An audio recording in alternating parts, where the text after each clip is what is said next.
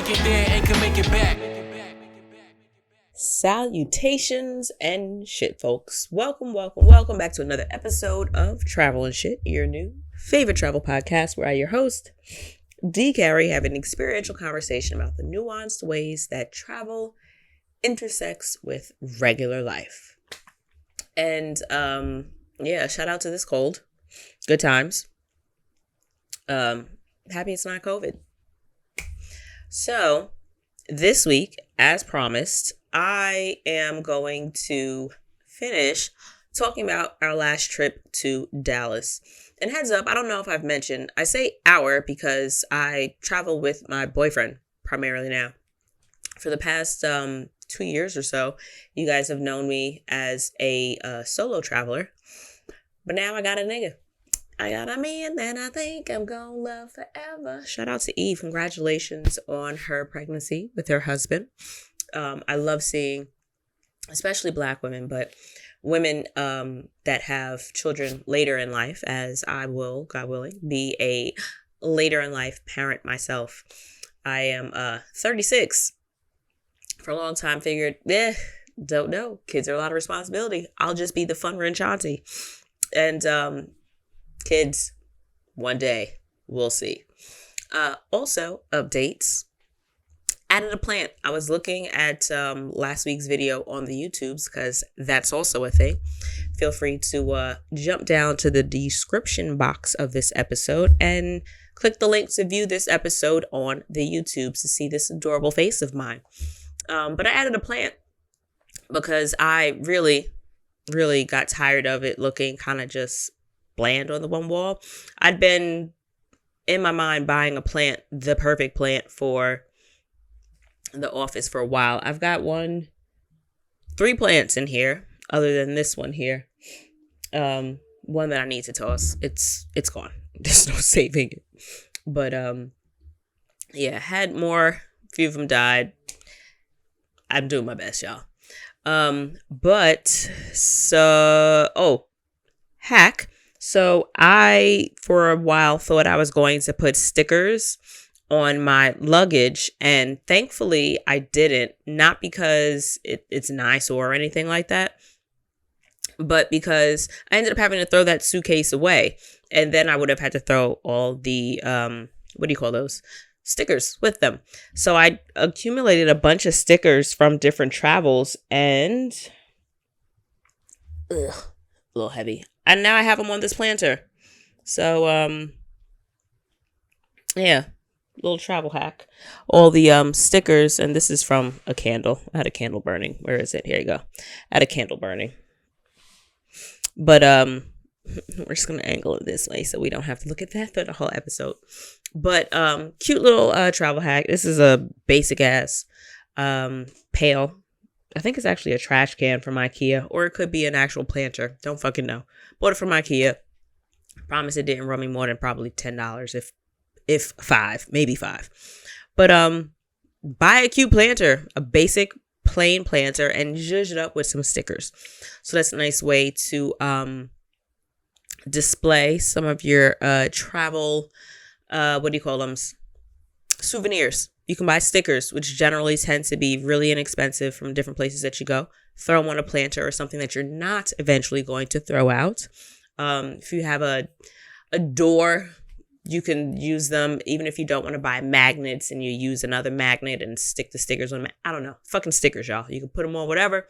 But I'd suggest putting them on something that you won't eventually throw out, if there's something that you want to kind of hold on to for a longer bit of time. So there's that cute little hack, or not even a hack. It's just an idea, and I think it's cute. I feel like a good portion of you are going to agree, because you're here. And especially if you've been here before, I feel like we're kind of into a lot of the same shit at this point. So why not tell you about things I like, right?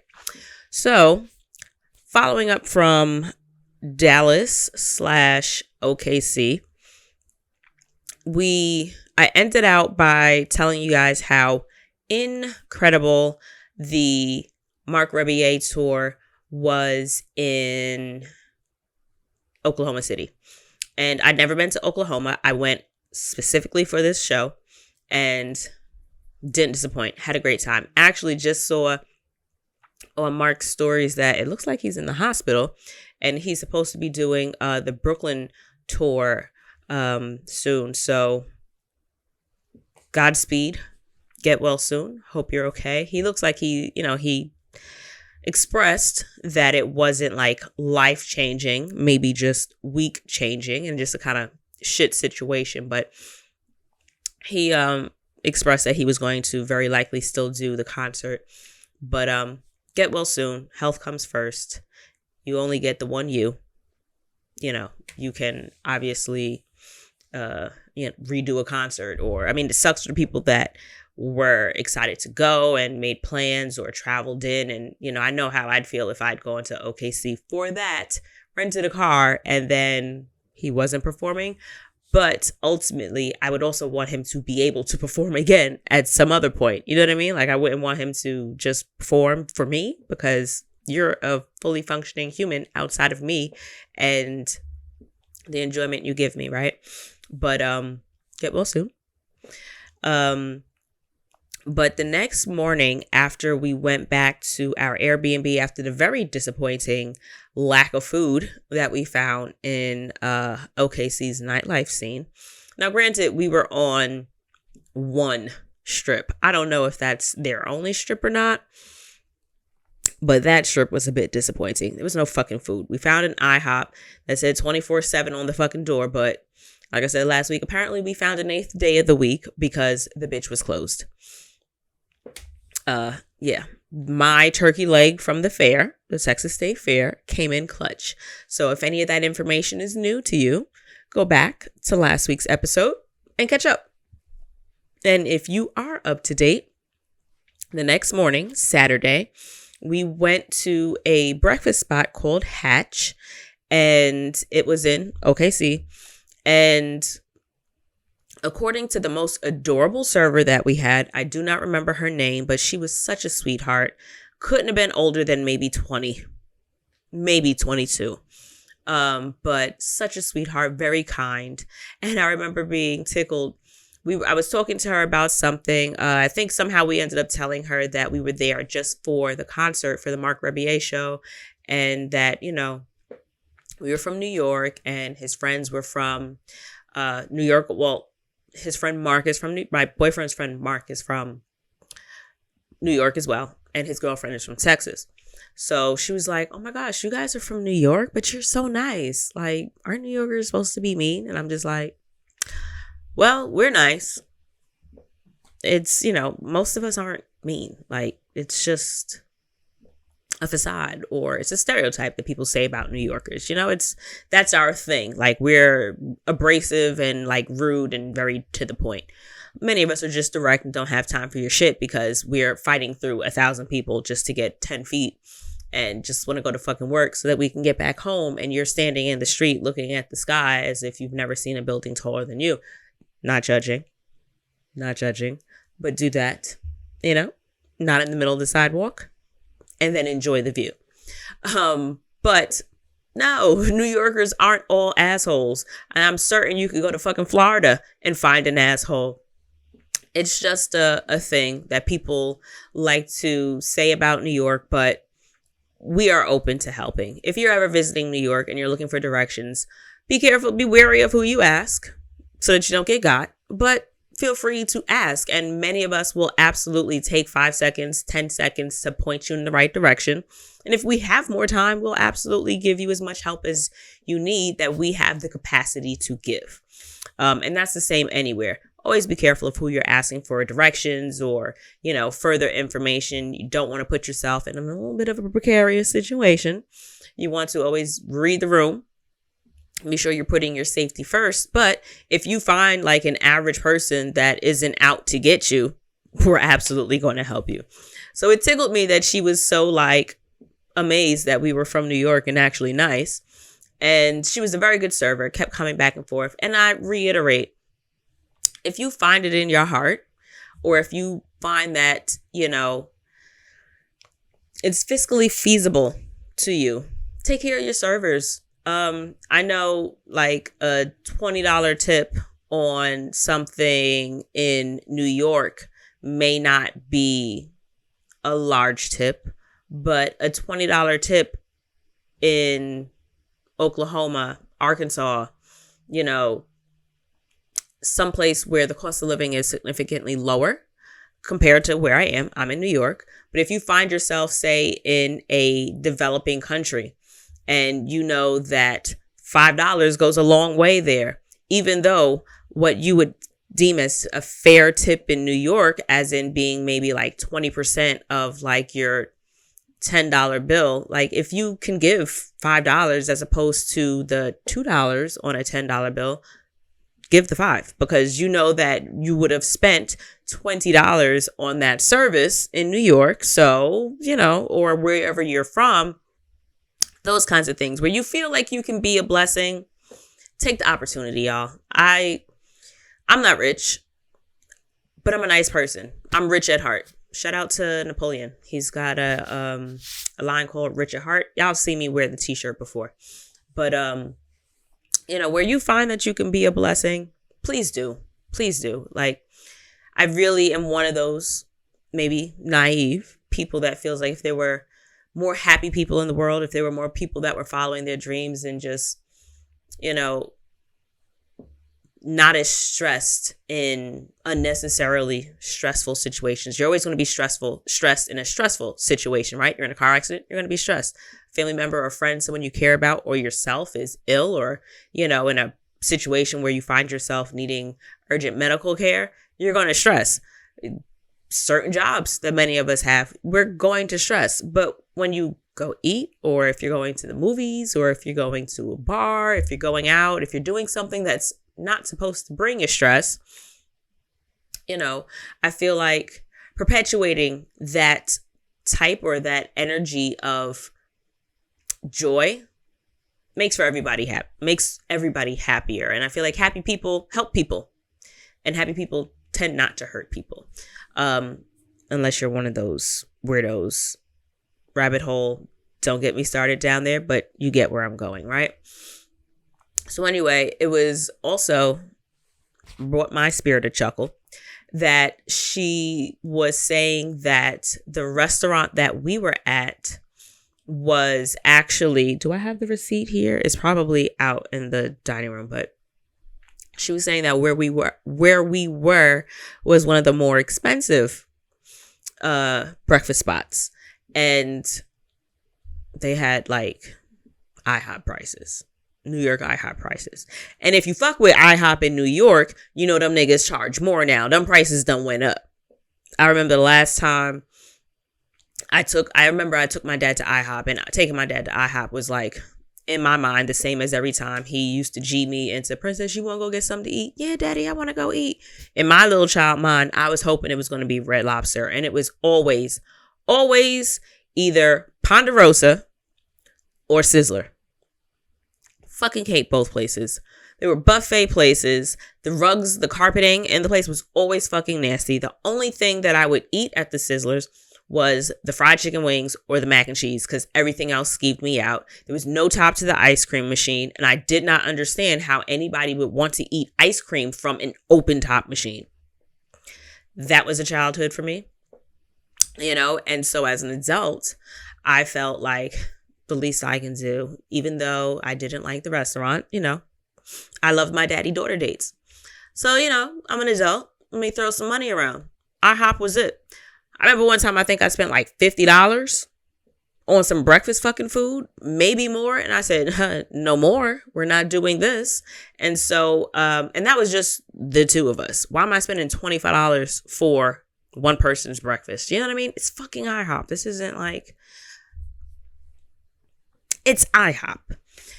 All that being said, it tickled me that, this was the expensive breakfast place, because it wasn't expensive to me. And that is perspective. It's because I come from a region or an area in the country where things just cost so much more.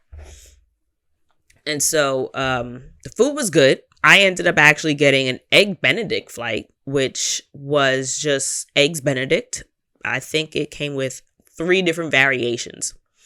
Delicious. Fucking loved it. Everybody liked their breakfast. It was a good time. Service was great. One of the things that I enjoy is keeping mugs from breakfast spots that I visit. And they hold a special, special place in my heart. And actually, the ones that I've taken with me, if you will, were all somehow tied to my best friend and her family. So the first one, I remember I was out there, I believe it wasn't for her wedding. It might have been for her wedding. And it was like a girl's breakfast. It was me, her mom, her sisters. And the spot that we went to basically used mugs from the thrift store. And so I remember asking the girl, because the mug was just so cute. And I was just like, I don't know, something about this mug. I really want to have something from this moment. I'm having a really nice time and I want to preserve this energy, right? So I asked the young lady and she was just like, quiet as it's kept, we get the mugs for like $1 from the local thrift store. Girlfriend, keep the mug. So I was like, ooh, appreciate you, girlfriend. Thank you. Because I was really like, like, how much is the mug? Like, I want to just give you $5 or whatever, $10 for the mug. She was like, bro, just take the mug. So there's that. I have another mug from Seattle. I actually linked up with this same bestie's brother. Hey, Leisha. Hey, Robbie. While I was in Seattle, and we went to, I cannot remember the name of the place, but I see the mug in my mind. It was a really cute mug. I liked the design. The breakfast was mad good. So I get the mug. And so very similarly styled mug, the Hatch mugs were really super cute. And I had a really nice time because of my great server. The food was good. Great, but not community, great company. My boyfriend, Mark, Nicole, excellent time. And so I asked the young lady how much the mugs were. And she was like, oh, they're actually kind of expensive, but if you're interested, they're $10. And I was like, girl, $10? Okay. Yes. Bring me a mug. And not in a condescending, like, oh God, $10 is nothing. I was just like, okay. $10 is doable. If I go to the airport, I'm going to spend $10 on a mug. You know what I mean? Is $10 more than I want to spend on a mug? Of course it is. I absolutely wished I would have just fucking taken it. However, my bag wasn't big enough. And in hindsight, I walked out with the mug in my hand. It didn't come in a bag. It didn't come in a box. They just bring out a fucking mug for you. And so you walk out with the mug. So how would they have known the difference, right? So hindsight, pissed I paid for it. But either way, I'm happy that I did. I had a great time. Hatch was a really nice little spot. And their parking lot was full, so everybody seems to know about it. It was in like a really cute warehouse, but the warehouse housed a bunch of different places inside. Like there was a restaurant. And then I noticed that there was so much else going on because their bathroom is, I guess, like a shared bathroom for the building. Excuse me. Like you go out the bathroom and down a little hall to make another turn and it's bathroom. But then you see that once you go like down that first hall that there's much more to the building and it doesn't just include the restaurant. So it was a really cute area. On the drive down, it was cute to see the area during the day. We weren't in the same area as where the concert was. We were a little bit further off, but not far at all. Maybe 10, 15 minutes from where the concert was. I could be wrong because I didn't drive. We took an Uber from the Airbnb to the concert. And then we drove from the Airbnb to the restaurant. But either way, both destinations, both the concert and the restaurant were only 10, 15 minutes. If 10 minutes probably max from where we stayed. And of course, where I stayed, the different restaurants that I visited and, any other, reasonable to include links of information and vendors and stuff are available on the resources tab of travelandshippodcast.com. So if you find yourself in an area or if you're visiting and you want a little bit more information about some place that I've mentioned in the podcast or some place that I've been, you can always go there and check out the resources there. And that is consistently being updated. And if you don't see something there yet, just shoot me an email, dcarry@travelandshippodcast.com. And you can, ask and I'll get that information to you. So, food Saturday was good. After we left the breakfast spot, we ended up going straight back to Dallas because we checked out of the Airbnb. So we went from OKC to Greenville, lower Greenville, and that was about 3 and change hours away. So it's about the same amount of time as it would take you to get from New York to, say, Atlantic City. 3 hours later, and it was really cool to stay with boyfriend's friends. Again, thank you, Mark and Nicole, for that evening because we ended up leaving Sunday afternoon. But we stayed with them on Saturday.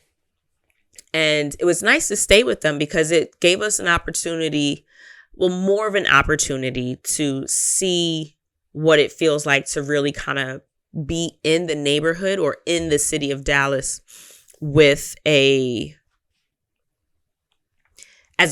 more of a community feel, if that makes sense. Like not staying in a hotel, not staying in an Airbnb or anything like that. You're staying with niggas that actually just live in the area. So we walked the dog. So just walking around the neighborhood, being able to get recommendations from someone that actually lives in the community.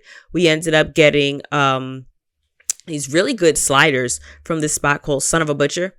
Apparently it's TikTok famous or something. I don't know. I don't have the TikToks. I also don't live in Dallas, so I'm not necessarily in the Dallas TikTok world anyway.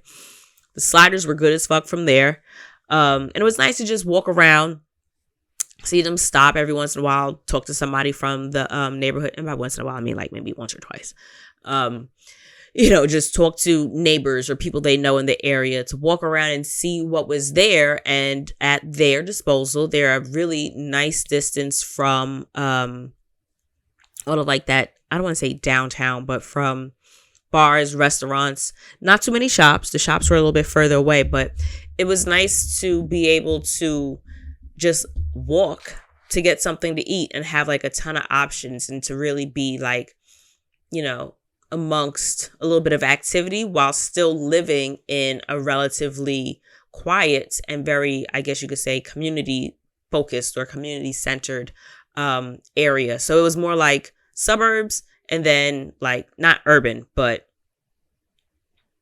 commercial district of a suburb area. That probably is the best way, I guess. I don't necessarily know. This is coming from someone that lives in New York, and don't think that New York is all Manhattan. All of New York doesn't look like Manhattan. There are outer boroughs, which are Brooklyn, Queens. We don't count Staten Island and the Bronx. So when people visit New York, they generally visit Manhattan. I feel like people are also visiting Brooklyn a lot. I don't really think anybody fucking visits Queens. I could see people visiting the Bronx because that whole Joker staircase was there, or, origins of hip hop. But who the fuck comes to Queens? Those of us that are in Queens, we live here. There's certain areas where there's shit to do. Like Long Island City is really popping. Astoria's got some really nice options. I feel like Kew Gardens has some pretty decent shit to do. But I'm in the hood. We don't really have nice things out here. But I love it here. This is where I grew up. This is where my family is. This is where a lot of my friends are. These are where a lot of my childhood memories are. And I love it here. It is nice.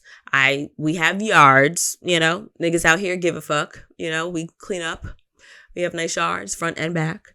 So, not every idea of, I guess you could say, city living is very urban development. It's not projects and buildings and, concrete. Like there's grass. Like there's more to New York than what your typical movie may show. A lot of different movies will absolutely have characters that live in the outer boroughs, but I don't know what the perspective of people that aren't from New York is when they see that. You know what I mean? I'm a little bit curious. But anyway, it was nice to be in a neighborhood and not feel like a tourist.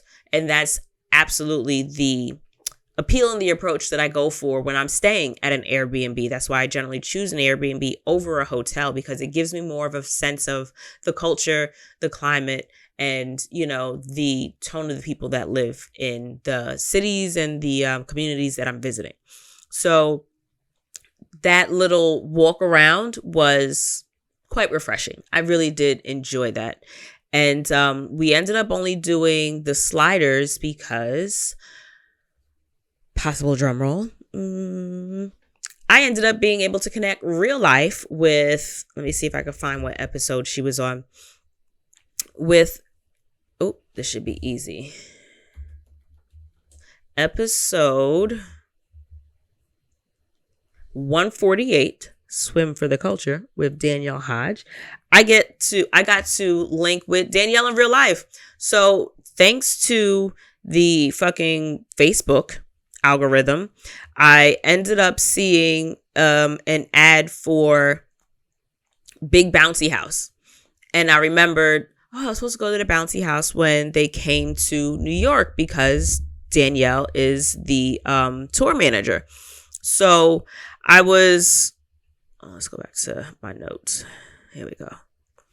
So I was supposed to go to that. Somehow we didn't connect. I wasn't free, or I don't remember what happened. But I see on Facebook that they're in Dallas the same weekend that I'm there. So I text Danielle and I'm like, girl, you in Dallas? And she was just like, what are we doing? Say less. When I tell you guest turn friends, Danielle is such a fucking gem. I'm so glad that I reached out to have her on the podcast, because now we're friends. I really enjoy being able to genuinely connect with people.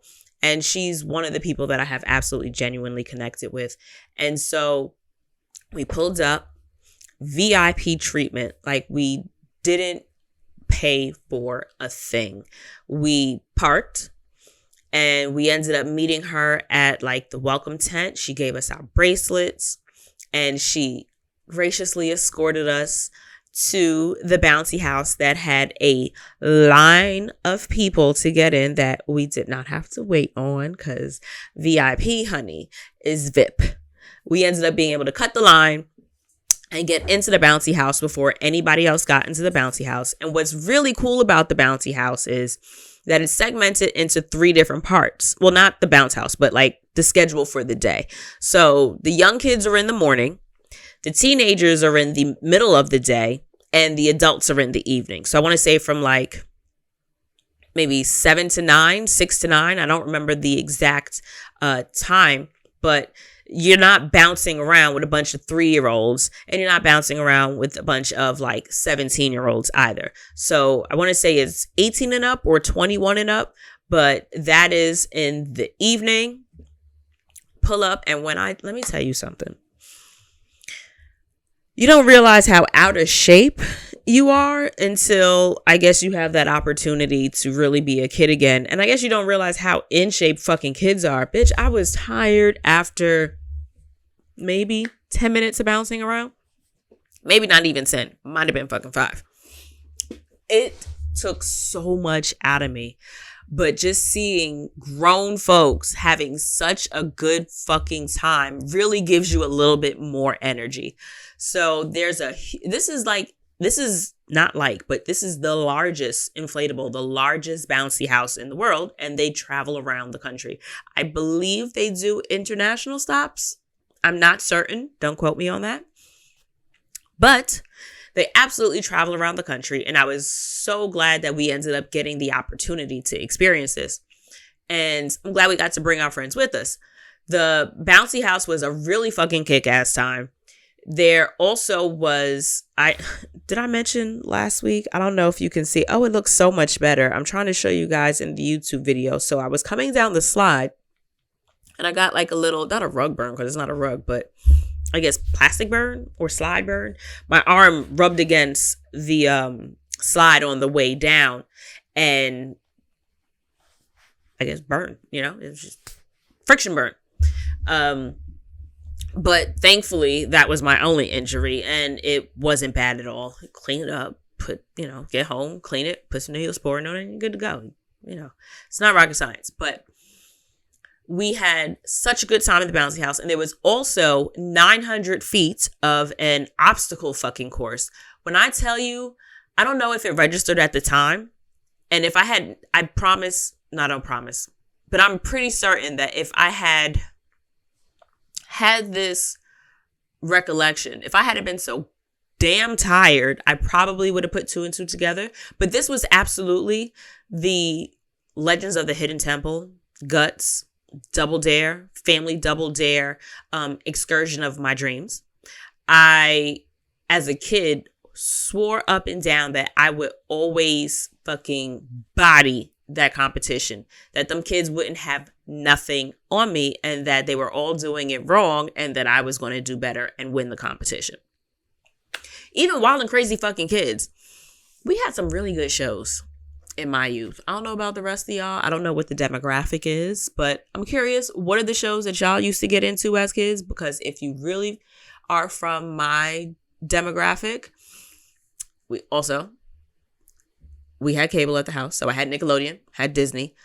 So Guts, Legends of the Hidden Temple, Wild and Crazy Kids. Oh, there was like that American Gladiator show for kids. It was like American Gladiator was one thing. And I feel like they had one. Was it Guts? Damn. I think it was Guts. I don't know. But then, y'all, we had like a lot of like competition shows. Like those were our reality shows. So they were real, but it wasn't scripted reality. It wasn't about people's lives. It was about fucking everybody else up and winning the prize. I made myself proud because it was 900 feet of obstacle course and I was already fucking wiped. After 20 minutes in the bouncy house, washed, sis. I was so tired. But it was fun. So you push through and you jump around, you go to this area, you go to that area. There's so many different little sections and corners and, there was a rock climbing wall. And then there's like, I ended up climbing the little thing to the top and which was a lot harder than I expected because it's all plastic. So, and also you're in socks. If you do like a big bouncy house, don't just, first of all, wear leggings or wear sweatpants, guys. Not the ones that may possibly ride up, but ones that'll stay on your ankles. Do not wear ankle socks because that was my crux. That was my fucking kryptonite. My socks kept coming off because I had, fuck these Nike socks, man. I don't know what it is about ankle socks that don't stay on my fucking ankles. It's pretty disappointing. But my socks kept coming off. They kept sliding off my heels. So I'm trying to climb shit and my socks keep moving. So I wasn't able to really get a good foot grip. And I have more leg strength than I have upper body strength. But in order to actually succeed, and I wanted to fucking do it, I had to use a lot more upper body strength than I was expecting to. But you climbed like the little, it was kind of like a rock wall, but not because the bitch moves. And that was in like the bouncy house area. And then we ended up going to the obstacle course. So the obstacle course, they did like a little buffer between not couples as if you had to be a couple, but you went in pairs. You went in pairs through the obstacle course, unless of course I guess you wanted to go by yourself. But there was a guy, I don't know if he was the referee or not, but he was like maybe I'll say mediator, but he was the guy that basically gave a little space so people weren't running and jumping right on top of each other. But he gave a couple of jokes, he talked to you, asked you what your name was and what your goal was, and did a cute job. But 900 feet of obstacle course, y'all, and I was already fucking tired. I have no idea how long it took me. Shout out to boyfriend and his patience, because he is more a competitor, I guess, than I was. And I thankfully didn't get left in the dust. He did the course with me. I took my time. I was in no rush. I just wanted to fucking finish it. I wanted to do it because I didn't get all the way out there to not do something that was a little difficult for me, right? A challenge. I would have felt like such a fucking pussy if I came back and was like, oh, I was tired. I didn't do the obstacle course. I wanted to do it, and I did it. Now, I wasn't climbing and jumping over anything in there that I didn't need to. If there was a cheat code where I could slide through the side, I absolutely did. But I completed the entire course. Smarter, not harder. And, I had fun. It was a good fucking time. But I wasn't doing like tire dives and crawling through the tires. I walked on the side. I just wanted to finish it. And I did. So that was a really good time. We had some waters in between. Kicked it with Danielle for a little bit. Got to talk to her. It was nice to see her and be able to meet her in person. Shout out, Danielle. Heart you, girl. Thank you so much for that. We had a really, really, really, really good time. And it was one of those things that I want to say like happenstance come upon. Like I wasn't expecting it. It wasn't planned. It wasn't orchestrated. It's just, again, like I mentioned in my solo travel planning course, Google really does pull through a lot. When you just Google things to do in Dallas or things, and granted, this was also during the week of the state fair. So people were already out and about trying to do things. So this was a perfect time for them to show up there, actually. But so that to say, Google is a very free tool. You don't necessarily have to find all of your trip and travel itinerary points through Expedia, Airbnb, Viator. Those are my 3 favorite apps for booking excursions and experiences when I travel. You could also use Google. Just Google shit to do during the time that you're going to be in said city. So, and I found out about this experience through Facebook by accident, because Facebook can be in your business. But in this case, it worked to my advantage. So don't forget the option of off-app information. Ask Google. Absolutely check with Google and see what activities or, experiences are happening in the cities that you're going to be visiting.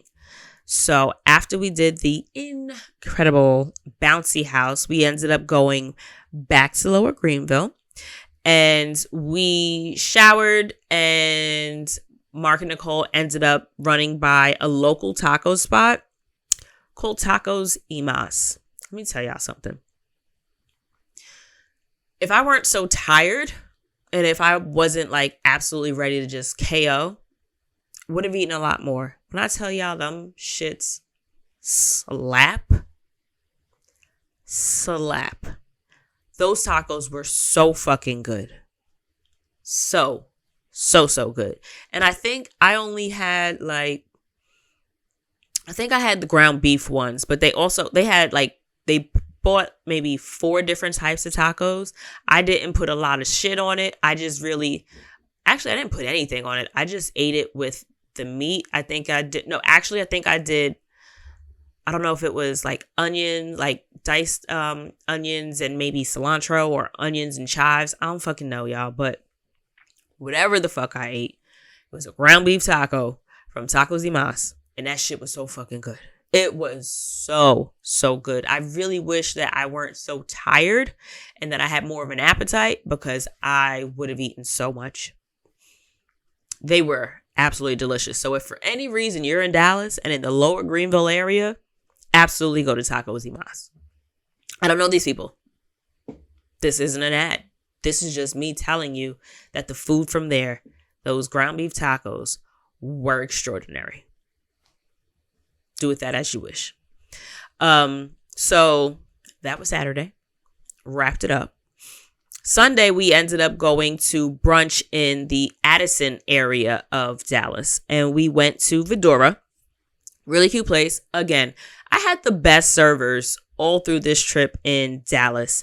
And the young man was so cute. So I had pancakes in mind. I really was looking forward to going to, say, like Original House of Pancakes, because I didn't know that was a separate restaurant that's not IHOP, because I thought IHOP was the original House of Pancakes.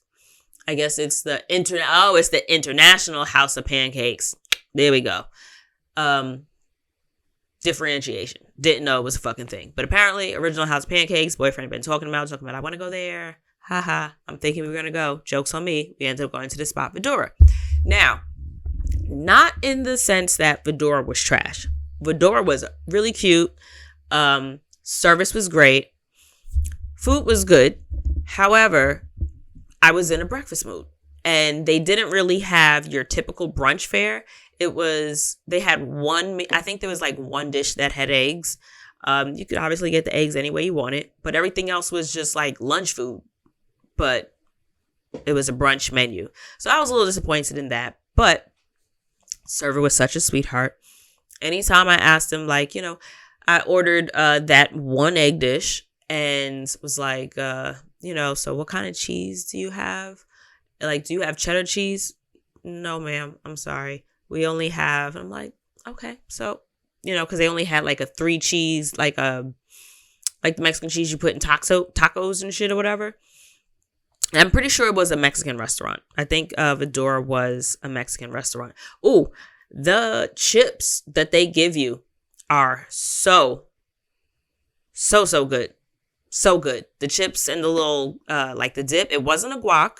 It was like maybe a salsa verde sauce, I guess. Shit was delicious. The chips and dip, really good. Food was all right.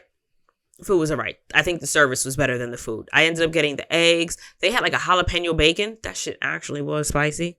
And at this bigly age, I can't really do too much spice. And I also was very hesitant to do anything that might fuck with my stomach because I was going to be flying in like 3 hours. So I didn't want to get anything too spicy. Didn't want anything too heavy. Boyfriend got the French toast. I don't like French toast, apparently.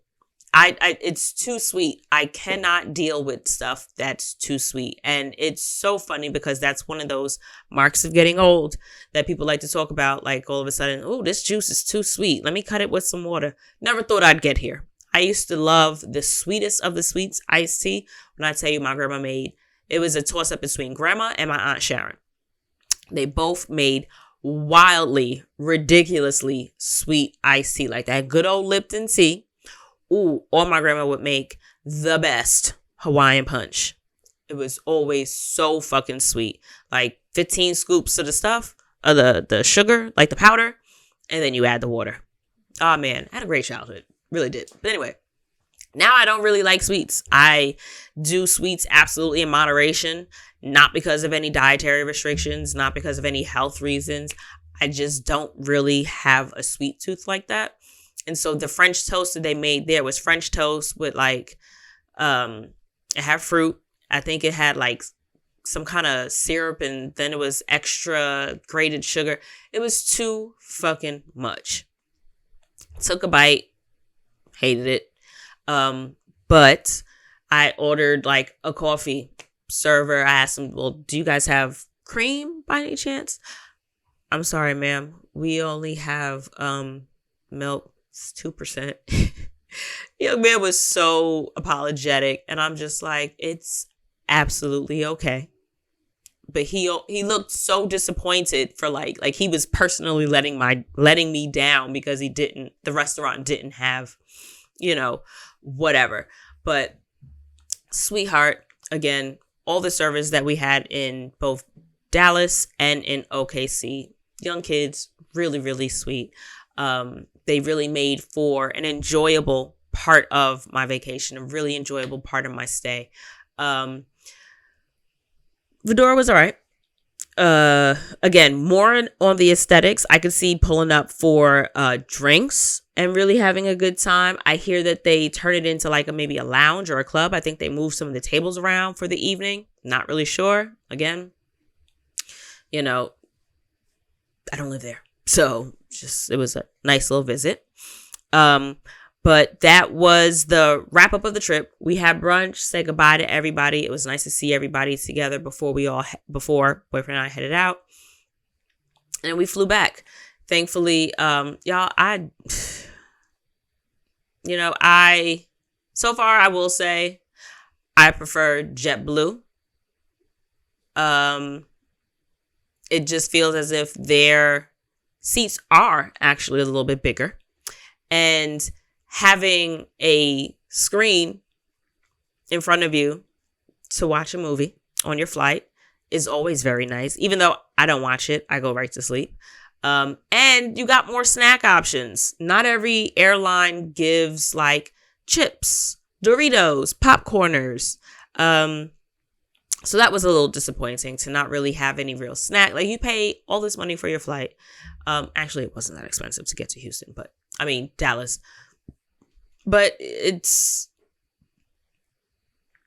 I still kind of, I guess, feel as if I come from the generation of folks that used to get food on the plane. Like, used to get food, or you used to get much better snacks. And that's definitely not the case with every flight. I can see if I'm going, like, I've been on really short flights where they give better snacks. So I guess it's just on the airline. It's a personal preference.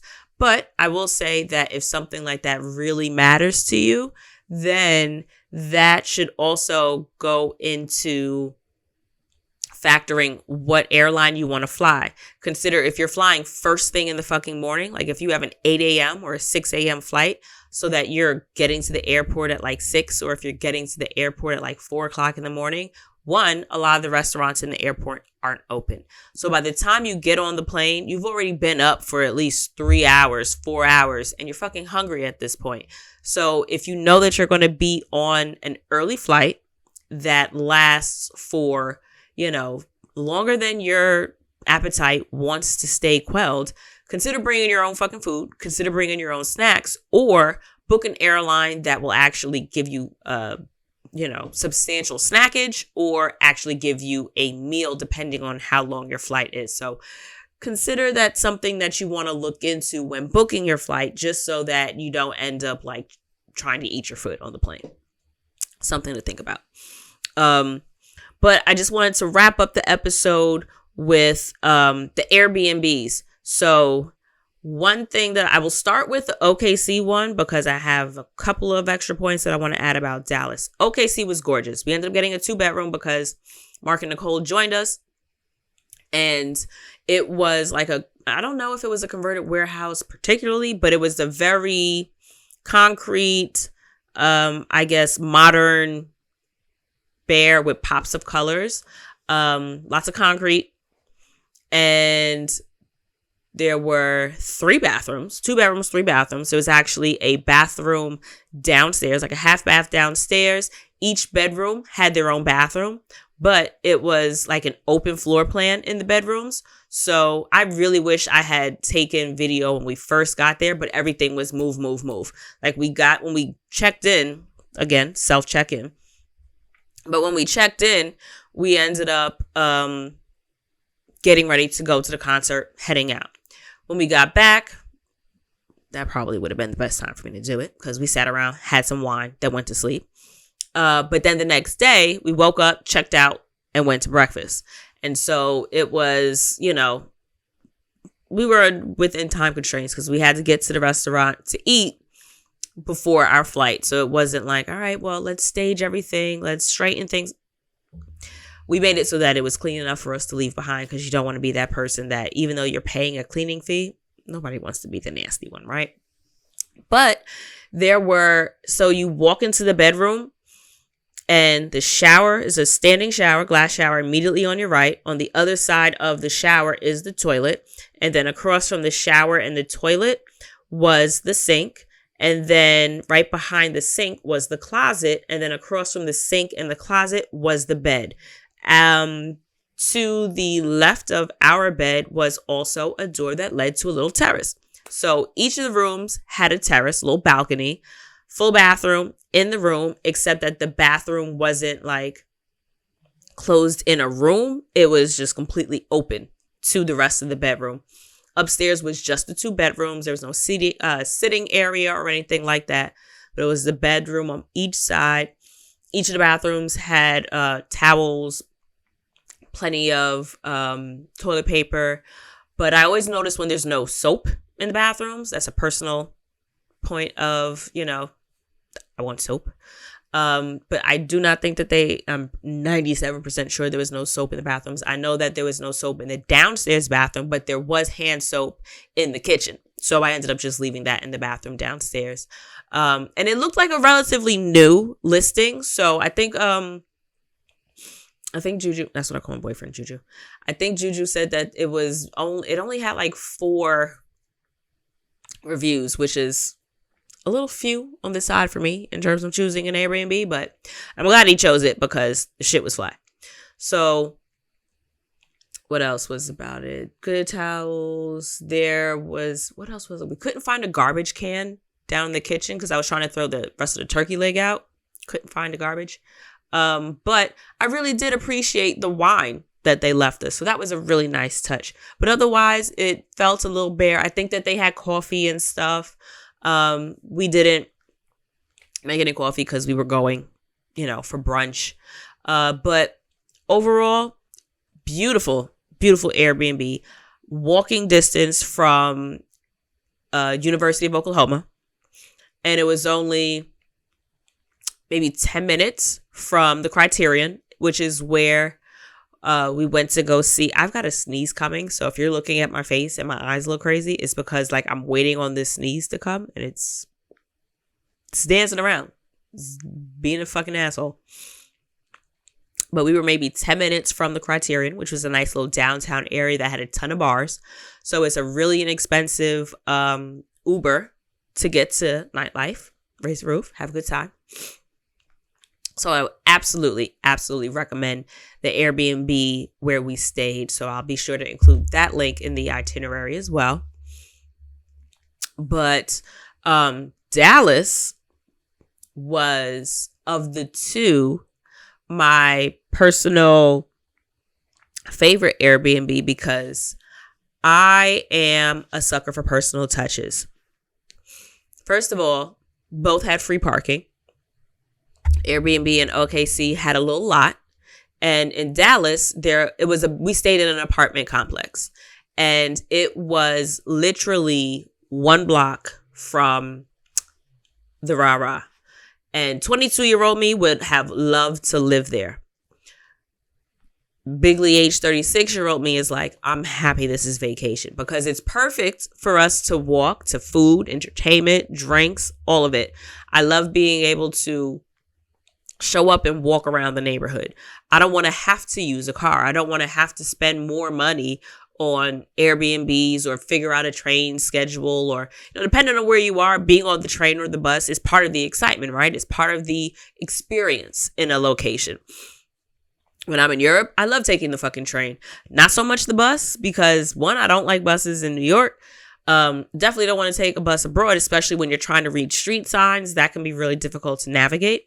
But trains, subways tend to be much more easy to navigate, my personal opinion. But in Dallas, we were staying in the Deep Ellum neighborhood. We were in Deep Ellum, and we were, like I said, a block from, it was a block. We were on this street. You walked up. The next street was the main thoroughfare, all the bars and restaurants and shit. And free parking as well. So you come into the lot, you get the little code. And initially, when you put the code in, it calls the tenant. So it called our Airbnb host. He let us in. And basically, you park anywhere on the right. So there's plenty of options, places to park your car. Then we ended up going to the apartment, figured out where it was, and gorgeous.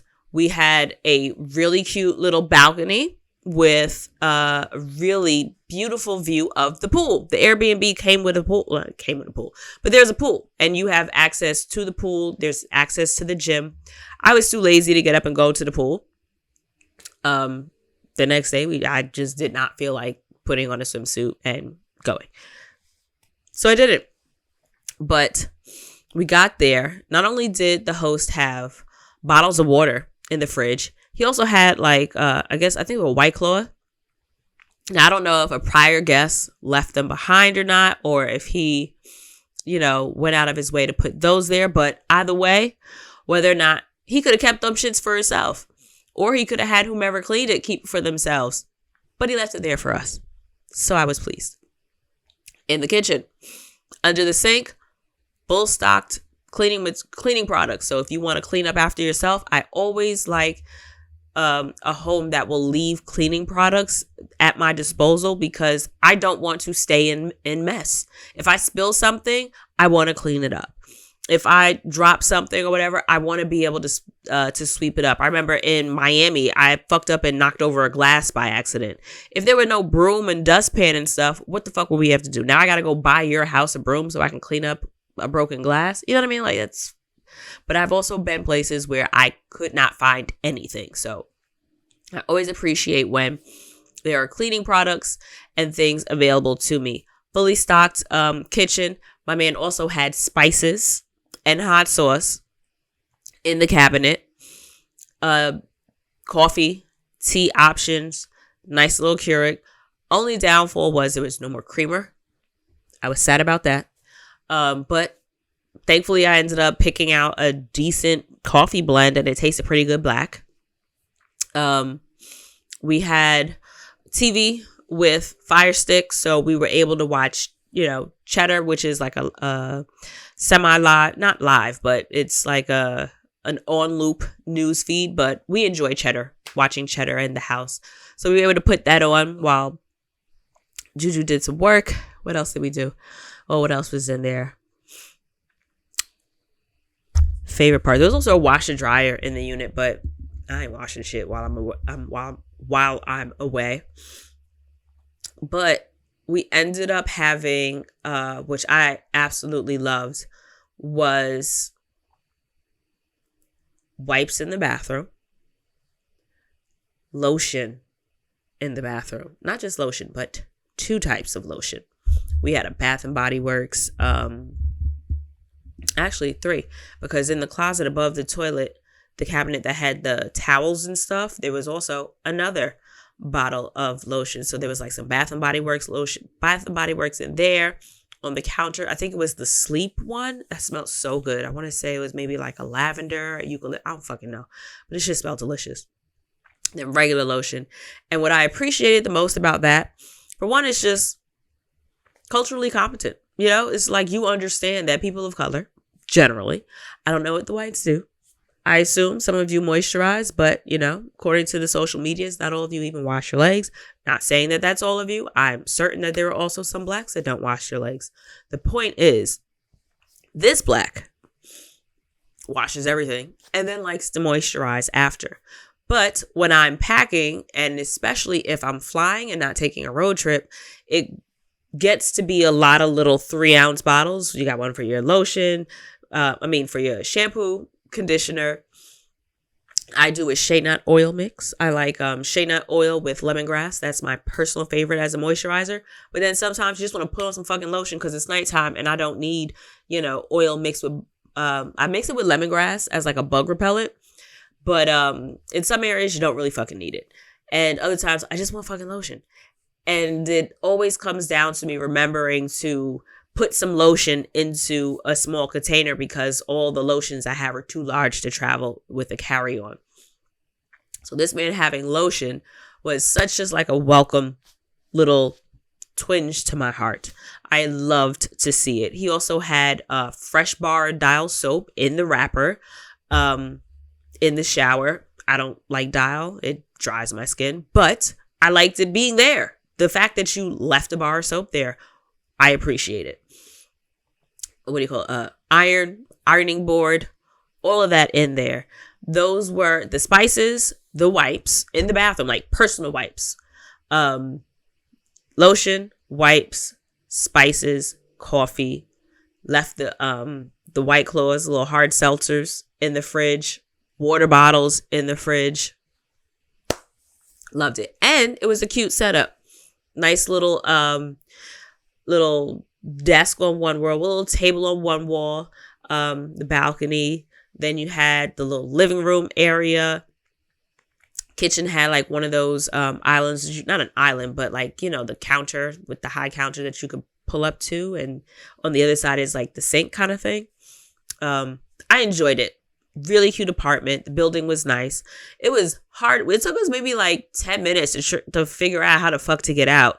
Turns out you got to walk through the mail room, but we had to ask two residents. I always ask the black folks to ask to, first I asked one young man, black guy, how the fuck do we get out?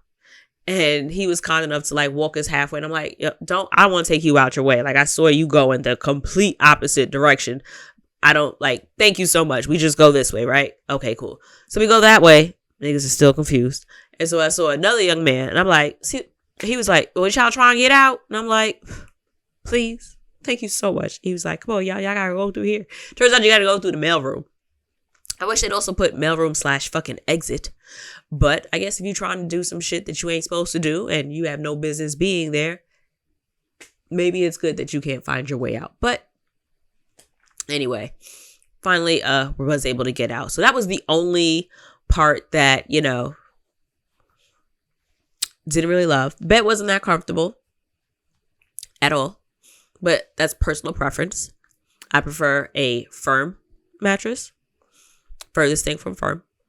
But overall, incredible stay. And as a black man, I love getting my Airbnbs from black folks just because it's like buying black, supporting black businesses. I absolutely would prefer if everything were the same about an Airbnb. I'm going to book with the black person, or I'm going to book with the person of color.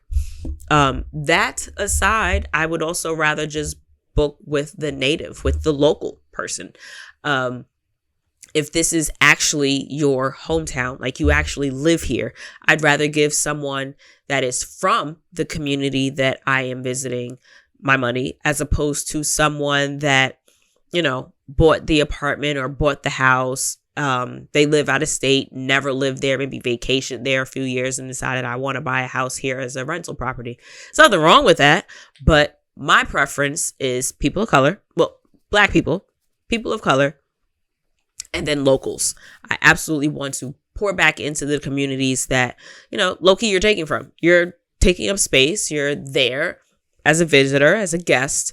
And, it's kind of like if you go visit someone, or if you stay at somebody's house, or like if you're going to stay with a friend out of town, you don't necessarily show up empty-handed. You bring a bottle of wine, you bring a case of beer or something, or, you treat them to dinner, whatever. You do a little something, right?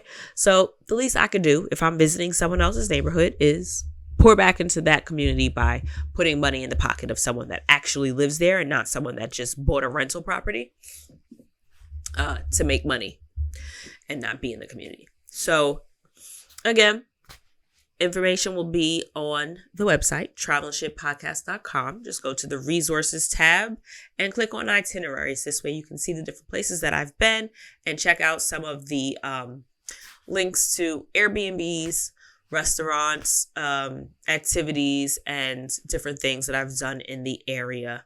If you don't see the information there when you visit, just send me a message. Or if you're looking for some place that you don't see there, send me a message. But that's something that I consistently revisit and update. So if it's not there when you check back, or just reach out and I can get you the information. That being said, that's pretty much it. As always, travel is so much more than vacation, and you can absolutely unlock the more than vacation part by checking in with yourself, doing things that your spirit needs while you're on vacation, making sure that you are able to gain from the experience something that you're unable to get while you're at home. If you know that at home you're focused on work and family and responsibilities, while you're on vacation or while you're traveling, take that time in a new space to take a new look at some of the same problems that you've been having. Or consider that, although it would be nice to go, jump here, do that, experience this, if you know that you just want to rest, listen to your spirit. Give yourself the rest that you need. It's not always about what you can do in the sense of, consumption, in terms of, and sometimes it is. Sometimes it's I'm in this new space and I want to have as many new activities and experiences as possible. That's great. I'm one of those. I am a rarely sit down kind of bitch when I'm traveling. Always want to rip and run and do things, because a lot of times I feel like I didn't come this far to not do something I've never done before. But I also know when to sit the fuck down. I also know when I've been doing a lot of moving while I'm home. So at this point, I think I just need to sit. I need to sit with myself and I need to rest. I need to reflect, or I need to just be present. Just doing some of the things that I like doing while I'm home, which is nothing. I absolutely would love to just sit, flick on some Golden Girls, let it play out while I sit and have a drink with my boyfriend. We did that in Puerto Rico. We also did that in Dallas. Watch a movie. You watch a movie at home, right? And you get joy when you're at home from just watching a fucking movie. You can do the same shit on vacation. It doesn't always have to be about, well, I need to have something to talk about when I come back from vacation. You know what you can talk about? Bitch, I'm rested. I'm not stressed, sis. I took a minute to sit, be present, and realize, wow, I have the resources to leave my home and see someplace new, or revisit someplace that means a lot to me, or to at least just step an hour away from home and just say, let me breathe, spend some time with friends if I'm staying with friends, with family if I'm staying with family, or with myself or my partner or my friends while I'm in an Airbnb or a hotel. You should, and I really stress should, not that you have to, but I found so much joy and I've found so much richness and things that I've gained in really just being present with what I need in the moment. And so I try every week, every episode, to remind you that you're the gift. You are the secret sauce. And if you listen to yourself and really tap into, maybe a new modality, yoga, meditation, affirmations, heart work, checking in and just listening to what your spirit is telling you at the time. You don't have to spend a lot of money to have had an experience or a good time. And if you really just kind of sit back and tap in with what's going on and being present, I promise you can come back with a lot more souvenirs than you actually need to spend money on. And if you need help with that, I have my Mindful Traveler course, which is also free. You sign up for that. And I, along with 7 incredible Black women in wellness, take a little bit of time to give you a way every day over the course of 7 days to intentionally check in with yourself for the free, so that you can be more mindful while you're traveling, or even while you're home if you decide that you want to do it at home. But to be more mindful when you're traveling. These are all things that you can do on the go. You don't need to buy anything. You don't need to bring anything. It's just being mindful. It's really just checking in with yourself. And I try to do it every trip. And I have never been disappointed. So I leave that with you. My offer. It's also free. Available on travelandshippodcast.com on the resources tab. That resources page, a lot of information. All the things that I tend to mention and highlight, like the solo travel planning course, the Mindful Traveler course, and my itineraries, are all available for you on the resources page at travelandshippodcast.com. Yeah, my nose is very stuffed up right now, and I'm tired. But I love y'all. And I'm glad you're here with me. And I'm happy to share my experiences with you in the hopes that we can have a conversation about the nuanced ways that travel intersects with regular life. And be back next week. And we'll do it all over again, folks. So y'all have a good one. And I will check in a week. Or find me on the internets, social media, or the website. All right, y'all. I gotta blow my nose. Bye.